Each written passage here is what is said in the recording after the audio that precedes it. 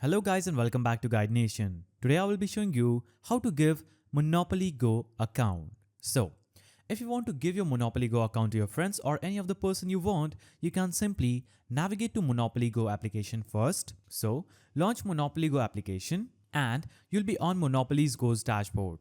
Here, you'll have to simply click on this three-dotted icon at the top right of the screen and you will see some options saying shop, net worth, showroom, map, board, joiners and settings. Here, click on the settings icon and you will see this page. On this page, you will see a manage account button.